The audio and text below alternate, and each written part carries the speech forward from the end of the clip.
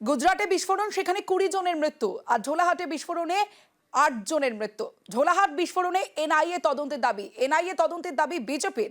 ঝোলাহাটে NIA তদন্ত হলে গুজরাটে কেন নয়, পাল্টা প্রশ্ন তুলেছেন তৃণমূল নেতা কুণাল ঘোষ। এত বড় বিস্ফোরণ ঘটলো, তার মানে কত সেখানে বিস্ফোরক ছিল, সেই বিস্ফোরক, এত পরিমাণ বিস্ফোরক সেখানে জমাও, আর আপনার গোয়েন্দা বিভাগ জানতে পারুন না, এতটা অপদার্থ। এর তদন্ত হওয়া উচিত।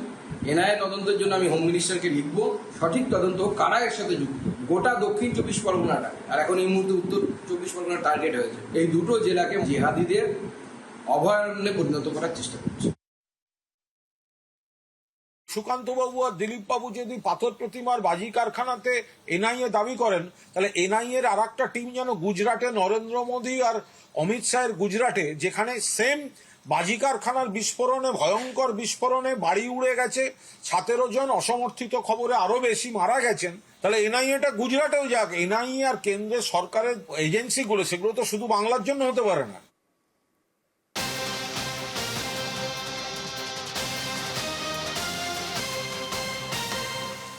আমাদের রাজ্যের পাথর প্রতিমার ছবি এতক্ষণ আপনারা দেখছিলেন, কিন্তু এটা গুজরাটের ছবি দেখাচ্ছি। দেখুন, সেখানেও বাজি কারখানায় বিস্ফোরণ, আর কিভাবে দাউ দাউ করে আগুন জ্বলছে, কালো ধোঁয়া ঢেকে গেছে। আর এখনো পর্যন্ত সেখানে 22 জনের মৃত্যুর খবর পাওয়া যাচ্ছে। বনসকান্থা জেলার দিসা শহরের কাছে প্রবল বিস্ফোরণ, আর প্রবল বিস্ফোরণে অন্তত 20 জনের মৃত্যু হয়েছে, গুরুতর আহত বেশ কয়েকজন, যেমনটা জানা যাচ্ছে। সরাসরি চলে যাব গুজরাট থেকে, আমাদের প্রতিনিধি নবীন ঝা রয়েছে আমার সঙ্গে। नवीन जी, असर तो बहुत है, आसपास दिखाई दे रहा है, अभी क्या अपडेट मिल रहा है, कैसे घटी ये घटना?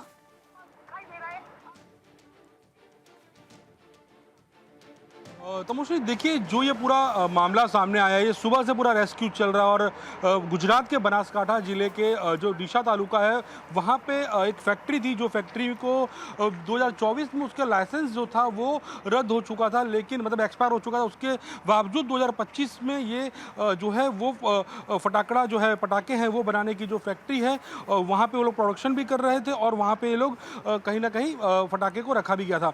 आज जो है वो यहाँ पे एक घटना बनती है, और जो ब्लास्ट होता है, जिसके अंदर करीबन 20 जितने लोगों की मौत की बात सामने आ रही है, और 4 से 5 लोग जो हैं वो घायल हुए हैं। ये सारे लोग जो हैं वो एमपी मध्य प्रदेश के हांडिया और देवास के रहवासी हैं।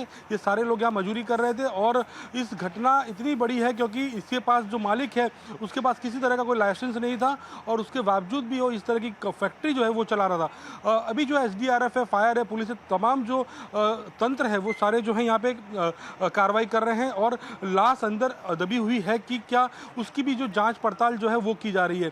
कहीं ना कहीं कहा जाए तो ये बड़ी दुर्घटना जो गुजरात में बनी है, उसको लेके जो है तंत्र भी है, जो सिस्टम है वो पूरा हिल चुका है। और कहीं ना कहीं जो सारे लोग जो एक्सपायर हुए हैं, जो इंजर्ड हैं, वो उनके परिवार को सूचित करने की, और जो आरोपी है दीपक और खूबचंद करके 2 भाई हैं, जिसमें से एक को डिटेन कर लिया गया और एक की जो है वो वांटेड है। तो ये जो घटना है उसमें फिलहाल भी सुबह से जो रेस्क्यू जो काम है वो चल रहा है। अभी भी आप देख सकते हैं कि किस तरह से JCB के द्वारा जो है कोई लाश अंदर अथवा कोई व्यक्ति अंदर फंसा है कि क्या, उसकी जो है जांच पड़ताल की जा रही है। तो एक बड़ी घटना जानना चाहूंगी कि डेथ टोल बढ़ सकती है क्या?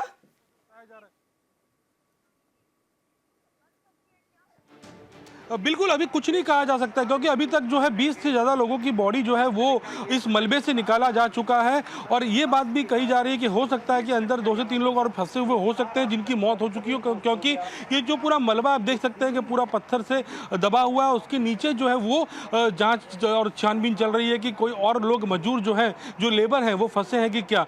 तो कहीं ना कहीं जो ये बड़ी जो घटना बनी है जो गुजरात के बनासकांठा में, इसको लेके पूरा जो ऑफिसर्स, जो अधिकारी है, वो भी पहुंच चुके हैं, और जो इंजर्ड है इस घटना में, उनसे पूछताछ की जा रही है कि ये पूरी घटना बनी किस तरह से, आग लगी, बॉयलर फटा, क्या हुआ है, क्योंकि ये फैक्ट्री का जो लाइसेंस था वो 2024 में जो है वो एक्सपायर हो चुका था। जी शुक्रिया।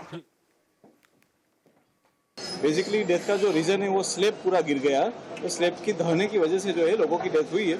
हम लोग इसके अंदर जो है FIR में रजिस्टर कर रहे हैं अंडर सेक्शन 304, और इसके अंदर जो कोई भी इसका आरोपी है उसके खिलाफ सख्त से सख्त कार्रवाई की जाएगी। ये लोग सारे के सारे मध्य प्रदेश से। आरोपी को पकड़ने के लिए पुलिस ने 5 टीम बनाई है, और उसके पीछे ही है पुलिस। জেলা থেকে সরাসরিতে বা জেলার অন্যান্য খবরের দিকেও নজর রাখতে হবে। ইসলামপুরের খবর দেখাবো আপনাদের। নদী থেকে উদ্ধার কার্তুজ। ইসলামপুরের খবরগাঁওয়ে নদীতে কার্তুজ। আর সকালে এইভাবে যখন বাচ্চারা এই কার্তুজ দেখতে পায়, সেই কার্তুজ নিয়ে খেলা শুরু করে। নদীতে নামেন স্থানীয়রা। নদীতে নেমে প্রায় 40 রাউন্ড কার্তুজ উদ্ধার। এখানে গুলি পাওয়া যাচ্ছে, ছেলে পেলে বাইরে চান করছে, কালকে সন্ধ্যাবেলা থেকে খুঁজতেছি আমরা। ভয় আর কি স্যার, আপনারা দেখেন, এই জন্য আমি পুলিশকে রিপোর্ট করলাম।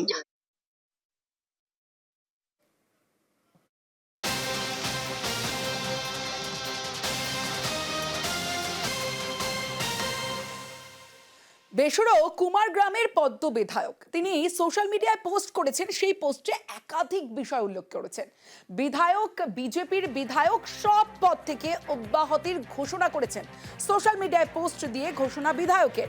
কুমারগ্রামের বিজেপি বিধায়ক মনোজ কুমার ওরাও সোশ্যাল মিডিয়ায় দলের বিরুদ্ধে সরব বিজেপি বিধায়ক। তবে তিনি জানিয়েছেন তিনি দলেই থাকছেন, কিন্তু জল্পনা তৈরি হয়েছে তিনি দলেই থাকবেন না অন্য দলে যোগ দেবেন, তার সময় সাপেক্ষ, দেখা যাবে।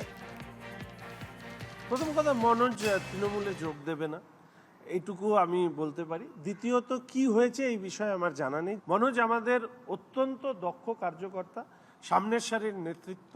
বিধানসভার অভ্যন্তরে যাদের সামনের থেকে সোচ্চারিত হতে দেখা যায় তার মধ্যে মনোজ একজন। ফলে স্বাভাবিকভাবে দলীয় নেতৃত্বরা আছেন, তারা দেখবেন। আর ও যেহেতু আমার বন্ধু হয়, আমি নিশ্চয়ই কথা বলব। 2021-এ বলেছিল আবকি বার 200 পার। 200 পার হলো তৃণমূল, আর ওরা আটকে গেল 77-এ। বিধানসভা নির্বাচন যত এগিয়ে আসবে ওরা 50, 45, 40 হয়ে যাবে। কারণ বিজেপির বিধায়করাও অনুভব করছেন যে তারা যে এলাকার মানুষের সঙ্গে চলেন সেই এলাকার মানুষ বিজেপির রাজনীতি, বিজেপির সংস্কৃতিকে সমর্থন করছেন না, তারা মমতা বন্দ্যোপাধ্যায়ের উন্নয়নকে সমর্থন করছে। ফলে এখন বিজেপি বিধায়কদের মধ্যে অধিকাংশই তাদের অসন্তোষ, তাদের বিরক্তি এবং বিজেপির থেকে তাদের ডিস্টেন্স তৈরি করা, এগুলো শুরু হয়েছে। এবং বেশ কয়েকজন বিজেপি বিধায়ক অদূর ভবিষ্যতেই তৃণমূল কংগ্রেসে মমতা বন্দ্যোপাধ্যায়ের উন্নয়নে সামিল হতে যোগদান করার ইচ্ছা প্রকাশ করে আলোচনা চলছে। ঘাটাল মাস্টার প্ল্যান, আর সেই ঘাটাল মাস্টার প্ল্যানে জমি দিতে স্থানীয়দের একাংশের আপত্তি রয়েছে। কিন্তু ছবি আপনাদের দেখাবো, যে খবর আপনাদের দেখাবো, তাদের সামনে উদাহরণ ঘাটাল পুরসভার চেয়ারম্যান। ঘাটাল মাস্টার প্ল্যানের জন্য নিজের দোতলা বাড়ি সহ জমি দিতে তিনি রাজি। বললেন বৃহত্তর স্বার্থেই এই সিদ্ধান্ত। অন্যদেরও জমি দিতে আর্জি জানিয়েছেন পুরপ্রধান। এই সেই বাড়ি, যে বাড়ি দিতে রাজি হয়েছেন পুরপ্রধান।